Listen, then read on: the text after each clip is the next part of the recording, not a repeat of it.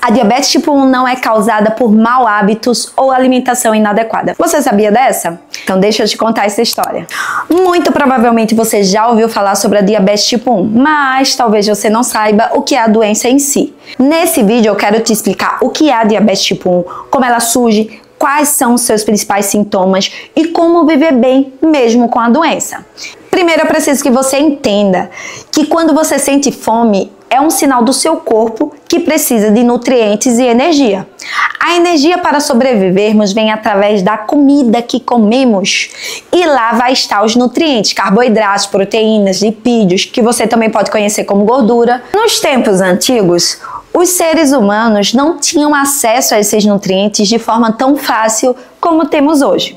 Então, nosso corpo entende que precisa guardar esses nutrientes para utilizarmos quando precisamos, no momento de escassez, que o nosso corpo está sem energia. Dessa forma, quando exageramos e comemos mais do que precisamos, o nosso corpo não vai eliminar esse excesso de nutriente e sim vai armazenar na forma de gordura. Exatamente. A partir disso, vamos entender que o pâncreas é um órgão responsável pela liberação de insulina e glucagon.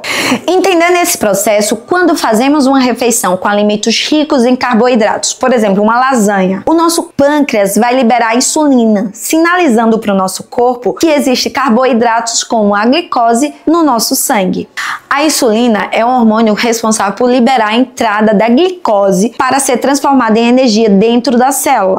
Mas quando a gente já obteve a quantidade suficiente de glicose e energia, o nosso corpo vai armazenar essa glicose no fígado e no músculo, na forma de glicogênio. O glicogênio é uma forma de armazenamento de energia que pode ser rapidamente convertida em glicose, quando o corpo precisa de energia de forma rápida. Seguindo o exemplo da lasanha, se ficarmos algumas horas sem nos alimentarmos novamente, o nosso pâncreas vai diminuir a quantidade de insulina e vai liberar o glucagon, que vai sinalizar ao fígado que é hora de liberar a glicose que estava lá armazenada. O glicogênio hepático ajuda a manter a glicose no sangue estável, não deixando muita glicose livre no sangue, mas quando o corpo precisa, vai ser liberado para ser usado como energia. Eu precisava que você entendesse todo esse mecanismo para ficar claro o que é a diabetes tipo 1. Ela é uma doença crônica e autoimune. Ela surge quando o sistema imunológico do nosso corpo, o nosso sistema de defesa, por engano, passa a atacar as células betas do pâncreas, aquelas que são responsáveis pela produção de insulina. Isso faz com que os níveis de glicose fiquem elevados no sangue. Sem insulina, a glicose que está no sangue não consegue entrar na célula para gerar energia. Aí começam os sintomas. Cansaço em excesso, porque temos glicose no sangue, mas sem insulina, essa glicose não entra na célula para ser transformada em energia. O indivíduo nessa situação vai sentir muita fome, isso em uma tentativa desesperada do corpo conseguir energia através do alimento. Vai ter muitas idas ao banheiro, o corpo precisa e tenta eliminar esse excesso de glicose pela urina, gerando outro sintoma, muita sede. Se tem muito xixi sendo eliminado, o corpo precisa de muita água. Vai ter também a perda de peso,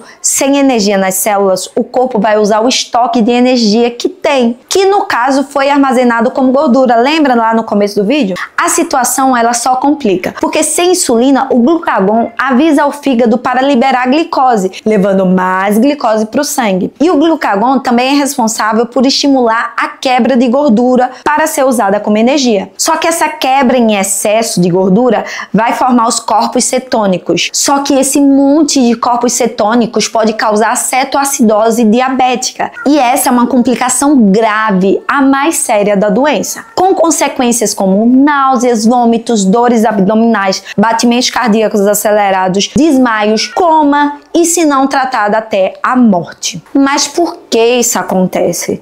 A ciência acredita que existe uma combinação de fatores genéticos e ambientais, ou seja, o indivíduo tem uma predisposição genética. Por se tratar de fatores genéticos, a maioria das pessoas que têm diabetes tipo 1 manifesta a doença na infância e na adolescência ou até os 30 anos de idade, mas não quer dizer que não apareça depois dessa idade. A ciência acredita que possivelmente infecções virais faz com que o sistema imunológico destrua as células do pâncreas que produzem insulina. Lembra que eu falei que ela é uma doença autoimune? Então, alguns vírus infectam as células do pâncreas, que querem que o pâncreas parem de produzir insulina para produzir mais vírus. Porém, o sistema imunológico é ativado nesse momento. Mas as moléculas de determinados vírus se parecem muito com células betas do pâncreas, fazendo com que o sistema imune dessas pessoas ataquem, além dos vírus, as células produtoras de insulina. Quero deixar claro aqui que essa é uma hipótese da ciência. Ainda não se tem estudos conclusivos de que realmente acontece dessa forma. E quero falar também que sem a predisposição, esse mecanismo não vai acontecer.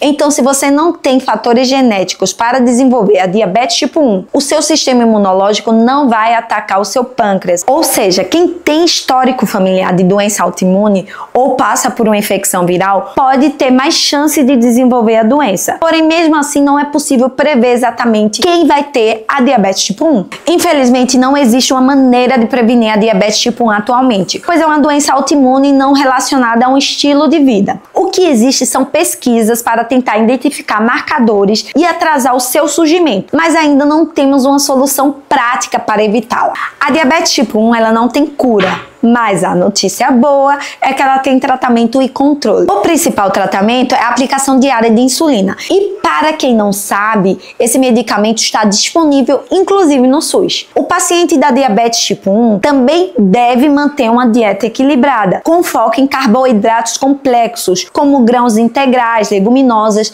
que vai ajudar a manter os níveis de glicose no sangue estáveis. Esses indivíduos também devem praticar atividades físicas regularmente, já que os exercícios ajudam a melhorar a sensibilidade à insulina e contribuem para o controle glicêmico. Devem também controlar os níveis de glicose no sangue através de exames com o glicosímetro para identificar possíveis variações e tomar medidas se necessários. É fundamental que a pessoa com diabetes tipo 1 receba informações sobre a doença, o tratamento e os cuidados que são necessários para conviver e controlar a doença. O acompanhamento médico regularmente é indispensável para ajustar o tratamento, prevenir complicações e garantir qualidade de vida. Dá sim para ter uma boa qualidade de vida convivendo com a diabetes tipo 1. E se você chegou até aqui, eu quero te agradecer e te convidar para seguir, curtir e compartilhar. Isso faz com que você esteja sempre conectado com assuntos de saúde baseados em ciência, além, é claro, de me ajudar nesse projeto de trazer conhecimento científico de forma prática e gratuita para facilitar com informações sérias